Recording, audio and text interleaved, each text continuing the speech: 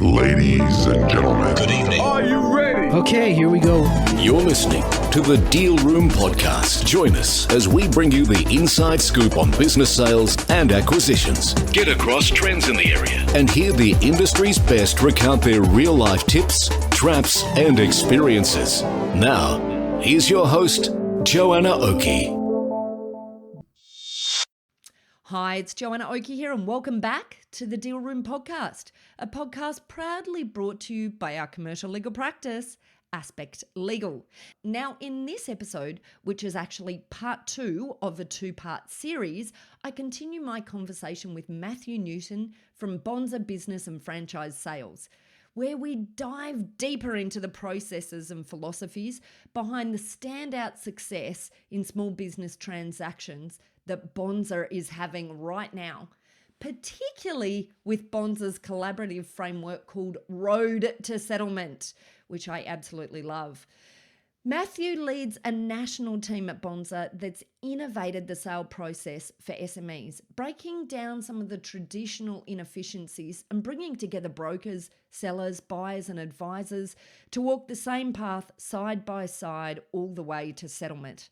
And in this episode, Maddie and I talk about the road to settlement model and how it boosts deal completion rates. We're also talking about Bonza's marketing strategy and buyer engagement techniques. And finally, we touch on the unseen risks of DIY sales and the value of professional guidance. I tell you what, there are some interesting stories there, let me tell you. So whether you're selling, advising, or just planning ahead, this episode today is packed with insights that could save you time, money, and stress. So let's dive back in for part 2 with Maddie Newton. Let me ask you a question. Who's going to know more about the business? Me, who's been looking after on the market for a couple months, or the person who's been running it for 25 years? Who's going to know more about it? It's going to be them. So for us, it's about talking with our vendors, warts and all about their business, finding out, what for the buyer is their pain points. Here's a common one. Buyers are very anxious that they're going to be purchasing something, and the day they hand over the final money, the big bottle of champagne, they're going to be there and there's not going to be anything there, because the entire business exists inside the vendor's head. Now, what our approach allows to happen is that trust is there with the vendor, that collaboration is there with the vendor, and they know that they're going to be able to access that IP from them after the sale. So it doesn't come up as this complete unknown that they're never going to find out until they hand over the full funds. To be honest with you, often it doesn't even come up anymore because we have fostered that trusting environment. Now, don't get me wrong, we identify things that absolutely must be withheld until settlement, and we make sure, you call that the secret sauce. We make sure that absolutely is safely guarded and that it is there, and the buyers will only get access to whatever that is. It's different in every single business.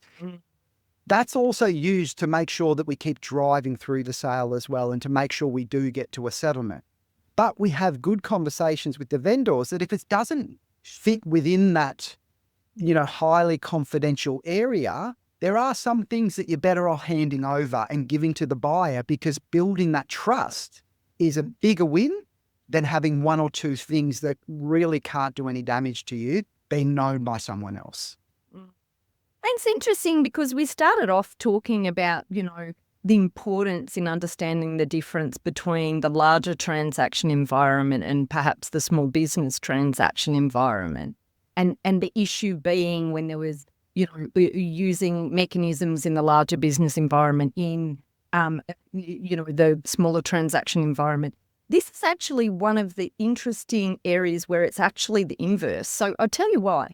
Because in larger transactions, so in our mid-market transactions, what is usual is that there is a very high level of connection between the management team of the seller and the management team or the acquisition team of the buyer, right? There is actually inherently a lot more closeness than I see in that SME, smaller business transaction space. And so it's interesting. That is one area where actually the approaches of a larger business environment should probably filter through and change the approaches in the smaller transaction environment. And it's just fascinating that those two environments operate differently in that respect, right? Where what you're saying is the inside is keep the parties close together and let them, walk this road to settlement together. Correct. We actually, although we do transact in that small medium space, we do work in larger deals as well. And we had a decent sized deal that looks like it's $3 million. And we noticed that this same road to settlement approach was actually the right one for this as well. There was a bit of a concern around the buyer wanting to know who the clients and who the customers were. Any buyer in the world will turn around, I want to see it. And that's generally where the deal will end, because you don't want to give any information through to the buyer. We fostered a really good relationship in our deal because we use this approach. This buyer was, looking at purchasing multiple outlets. When they came through on this particular deal, though, we gave them a bit more than anyone else, but I knew their motivation. I knew my seller's motivation, and I also identified what was really unique about this business and why this purchaser needed it so much. Once the deal was inked and done, he actually turned around and said that our model was the best that he's ever seen. And check this out of all the deals that he did as well, he was the only one where he couldn't negotiate a lower price point after the deal. And the reason being, it was the only deal that he did that wasn't based solely on numbers. And so there was no leverage for him to be able to push back on price or to try and draw it down after the sale, which meant he had nowhere to go. It was take it or leave it. And we actually knew he really needed it as well. So it's a system that we've developed for the small business space, but it does have some excellent application in the larger deals as well.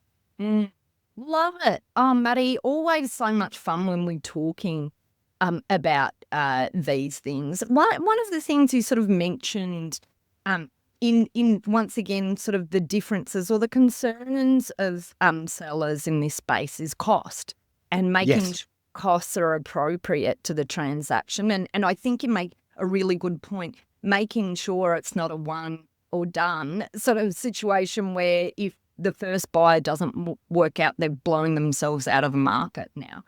Because the absolute critical point in that is that buyers can be there and then suddenly disappear at some point for many different reasons. Yeah. But what does that mean then? How do sellers control cost in a sale? What does that look like? What are the decision points for them as they're heading into a sale? Well, I mean, first of all, you've got to look at our fees. So that's one point. We do everything we can to keep our marketing fees as low as possible, but at the same time having maximum reach. Our end of sales fees as well is extremely competitive, if not one of the lowest in the marketplace. But that ties back to our systematic approach that allows to do it. But that aside, there's obviously costs involved once you're on the market. Those costs can be legal fees as well. They can be speaking with your accountants. They can have tax implications post-sale, organising documents. There's multiple areas where costs can be involved. And of course, the risk of losing staff when you're on a market is always extremely high on everyone's mind. But what we do is we don't go to that contract until we have a really high level of certainty from both buyer and seller that's going to go ahead. And what we look out for is from buyers forward momentum. And we educate our vendors completely around this. There's no point progressing someone through to a contract if every time that we try and speak to them about the sale, it takes 2 weeks to get a simple answer back. That's not that forward momentum that we're looking for. We need to see those buyers just as eager to purchase the business as the seller is to sell it. Otherwise, we'll end up in fees with no results. If there is, example for you, condition of finance, what we want to see is a lot of headway from those buyers into how far along they are in receiving that finance. A big, I guess, roadblock in a business sale is a buyer who is speaking with someone about the finance who gives them this amazing rosy coloured picture of what they're able to obtain. Yet when they're in the application process, 6 weeks later, they find out they could never have got the finance in the first place. So for us, we put a little pause on the actual contract and inking the deal in place until we've got a lot more education and information about how that finance is being procured and how it's going to apply to the deal. Is it going to be buyer side heavy? Is all of the equity going to be in personal assets? Are we going to look at a lend that is going to be focused on the business sale and what that business can produce over the next couple of years? Is it a combination of both?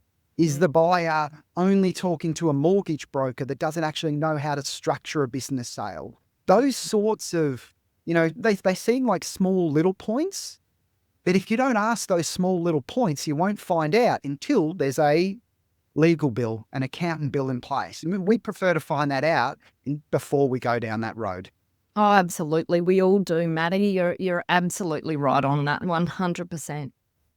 So we've talked about sort of that listing process. Like let's come back to then finding the buyers. Yes. Once again, obviously critical for a business sale that we actually have a market of buyers. Like, how does Bonza approach that? And how does Bonza approach, getting the reach that's required? Obviously, we want to reach as many potential buyers to find that perfect buyer in there. Yes. So talk to me about the Bonza perspective. Well, I guess a couple points. So number one, we've seen a huge shift in who the buyer is since COVID. So, typically before COVID, a broker would be sitting there and, they'd see a name come through or a buyer come through that wasn't from the same town, wasn't from the same state. And, they could often be disregarded as someone who was just looking. Since COVID, though, the entire ethos of the Australian population has changed. We're having the largest interstate sort of migration that we've ever had.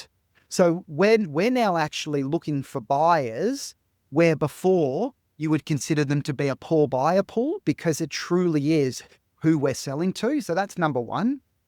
Number two, the business sale market, unfortunately, isn't as simple as the real estate market. Real estate market, you've got two options. You've got realestate.com, you've got domain. So as long as you're on those two, you're fine. Everyone will see your house. In the business sale market, though, there is upwards of 10 different platforms. And we've noticed with all the data that we collected that there is buyers who will start looking at 3 to 4 of those websites, of those, business sale specific platforms. But then what they do is they slow down to their preferred platform. And then they will only be looking on that one platform for the next 6 to 12 months. Now, if you're not advertised on all of them, the chances are that one particular buyer who was the perfect fit just will never see your ad and you will go without a sale. So for us, we want to market far, we want to market wide, and we want to market on as many places as possible because we realize in a business sale, especially if we're expecting these buyers to work 40 hours in the business, 20 hours, 15 hours, it's really, really important that they're going to be able to see the advert. So that's probably our main approach is far, wide, but extremely cost effective for them as well. Love it. Absolutely love it. So talking about first-time sellers, which I think a lot of the Bonza vendors are first-time sellers, aren't they? Really, like most of them are. That Yeah. we. And it's for even very experienced business people, quite often that concept of sale only actually happens one time in your lifetime with the business, because they've started the business and they've run it for so many years, and then they get to this end point of retirement or moving on to the next thing, whatever it is. But what are the things that you guys do to educate sellers, and what do you think the things are that sellers maybe don't understand about business sales, that it's like the blind spot for them, that they don't even realize they're missing? Yeah. What I might do, but normally I step back. I'm actually going to zoom in a little bit here, because there's 1,000 of these little things that we have. We noticed it would have been about 18 months to 2 years ago. We have a lot of our vendors that wanted to go to market walk in, walk out. You've heard the terminology before. I've heard it before. Everyone says it. And walk in, walk out, can we market it? That's what we want to go with. Now, then a very, very important reason why we advise our vendors not to advertise walk in, walk out is, number one, the buyers for their business actually will need them. They will need them for anywhere from a couple of weeks to a month or two after the sale, because that IP sits up here. It's not in this huge infrastructure that sits there. But there's a more tangible reason. When buyers go to Google, walk in, walk out, Google will present them with news articles and stories about the American market. And the first 3 pages of Google is, buyer beware, do not buy, walk in, walk out. It's a trap. It's a trap. And so there was a lot of businesses that were marketed as walk in, walk out. The buyers are extremely what we call green buyers, first time to business, that they're working as a PAYG. They want to own a business. They see the business, they absolutely love it. And then Google walk in, walk out, and their trusted advisor, Google, tells them it's a scam, it's a trap. So there is thousands of little things like that you need to be aware of in this small business space, that these green buyers, that's how they're going to be getting their information. So that's what we do. I'll use another tangible example. Let's talk about the beauty space. Let's talk about, that B2C space where there is a lot of gift vouchers. The entire industry is built around vouchers and gifting these products to families and friends. Having the vendors understand what that actually means to them at the end of the sale is very important for the beginning of the sale as well. Because otherwise what happens? Terms agreed, we're on the road to settlement, and it's a couple of days before settlement, and they realize there's a conversation that needs to be happened about these gift cards that are sitting within the business. So I probably swayed a little bit from what your original question was, but how do we help them in the small business space? We know what to look out for in their industry, for their volume, for what the buyers are going to be looking for as well. Yeah. And such an important point. I mean, actually, while the Deal Room podcast exists as well, that for that informational piece, but we've actually we're a victim of our own sort of length at the moment. We're now almost up to, maybe we might right now be through 300 episodes. So it becomes a lot of, I guess we're an example as well of how much there is information out in the market, but it's that sifting through that can become difficult. So you really need to go to people who can hold your hand and walk you through the process, that understand the process, don't you think? Like that. Yeah. Trusted advisor. And actually, it's a really good point, actually. Let's talk about that very quickly, and then, we'll have to wrap up. But I just want to talk about this decision point of broker or no broker, because many business owners, they get to that point of sale and they're sort of like, well, how hard can it be? I'll just whack my business up, and it's got to be pretty easy, right? I've done deals in my business for decades. Like, I can do this deal. I've seen a hell of a lot of war stories in that space, and I see the true benefit of having an advisor as your broker holding your hand and walking you through the process and helping you to work out, that negotiation point, help keep you away from the emotion of that deal, because, sellers just can't help it. They're, of course, emotionally connected to what that deal looks like. Can you talk to me about some of if you had any sellers come to you where they've given it a go themselves and they've come to you with sort of, some examples of some issues they've had in the past and why they've come? Yeah, well, a lot of our vendors, Joe, a lot of them, they give us a call because they have been on, we'll say, the market. They've been trying to sell their business for 12 months, 18 months, 2 years, and they finally found a buyer, and then they thought the deal was done. Because what, unfortunately, they don't know is they don't understand that the hard work comes after you've agreed on a price, not before. And so they've come to us because they finally got that deal in place, and then everything went pear-shaped after that because they didn't know what was going to pop up in a contract. They didn't know the difference between having a family law who, was there throughout their entire life but never done a business sale. They come in, timing, having an accountant, give them advice that, is completely away from what the market's actually transacting.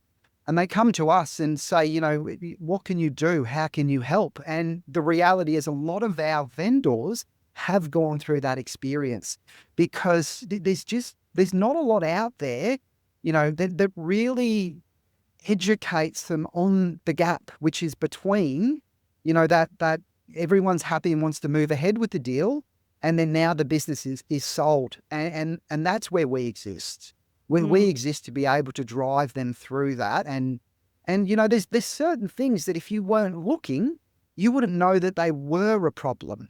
But we can see them. An example I have in my head from yesterday was a buyer, extremely happy, wanting to go ahead. Vendor was extremely happy, wanting to go ahead. And as soon as the decision came up, the conversation came up about the 10% deposit, all of a sudden there was a bit of backtracking. Now, if we weren't there and if we weren't involved in that sale, we wouldn't have been able to identify to the vendor that this could be an early indication that finance is going to be an issue. Because it's very easy for buyers to talk about intent, to talk about how much they want it, but there are certain actions and behaviours that's required for us to know that they're able to live through that intent to the end. And that small, tiny little comment, that small, tiny little change meant that we were able to have a conversation, and it did come up that there was going to be a bit of an issue with finance, and we had some problem solving around it, and we were able to fix it, which is good, of course. But yeah, that is, I guess that's why we exist, for these people who have sold they've been attempting to sell their business on the market for so long. The other aspect to it is as well is, we can speak to up to 20,000 people at a given time that aren't in the market for buying businesses and aren't ready. And how on earth, if you're running your business for 40 to 50 hours a week, how on earth are you going to speak to those people, and how on earth are you going to know which ones are true buyers and which ones aren't? It's next to impossible. So you need to have someone there that's at least able to filter through the noise to be able to find the one that is going to buy the business.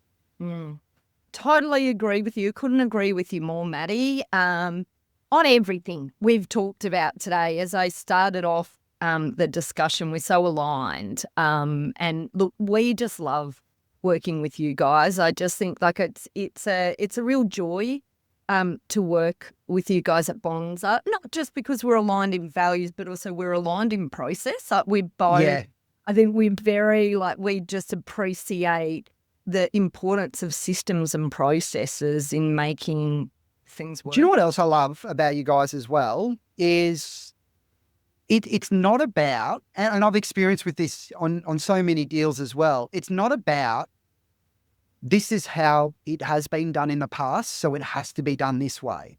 with you form part of that team as well, and you'll form part of that collaboration.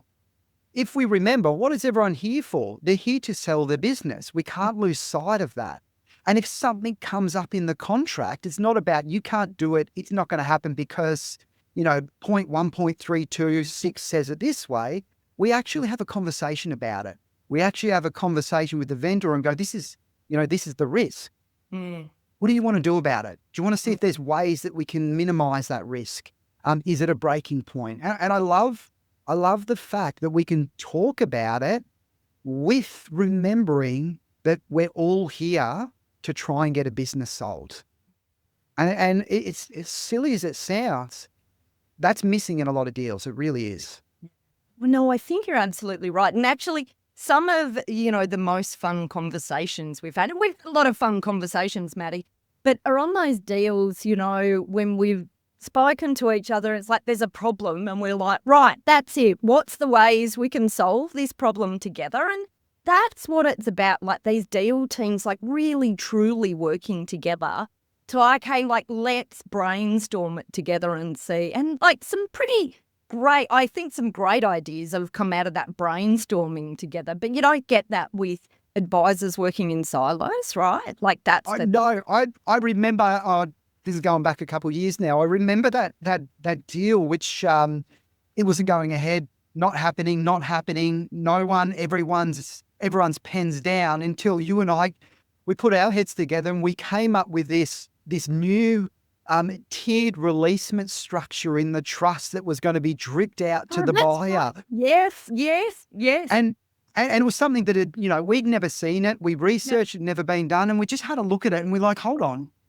That's actually going to fix the problem. It's going to protect the seller. It's going to make everything work. So we actually created this little bespoke mechanism purely for that deal. Yeah. And it's just such a joy when you can do that. It's like, that was just like such a delightful seller and a delightful buyer. Like it was just one of those deals you just wanted to make sure got done. It's stuff like that really juices me, Maddie. And I just think that is the absolute power. And I guess the thing for us to leave this discussion, it really is the absolute power in making sure like you've got that connection in your deal team and that it's all running together on that road to settlement, Maddie. That's what it is. Absolutely. Well, look, it's been an absolute pleasure, Maddie, Thanks, Jo. with you here on the podcast, in addition to riffing in many instances over the past years. But we just love the work you guys are doing at Bonza, and we just think you're making such a brilliant mark in the space. It's just so exciting to watch this growth, because that's another thing we've seen over the years, Maddie, this growth of you guys at Bonza, and it's just like such a joy. We love working with you, and just like thanks for coming on the Deal Room podcast, because You're welcome anytime, Jo. Excellent insights, I think, for small businesses as they're planning. Now, before we go, Maddie, it would be amiss of me if I didn't ask, how can our listeners contact you? We've got loads of, accountants who deal with sellers and buyers. We've got buyers and sellers who listen in. How do they get in contact with you and the team at Bonza?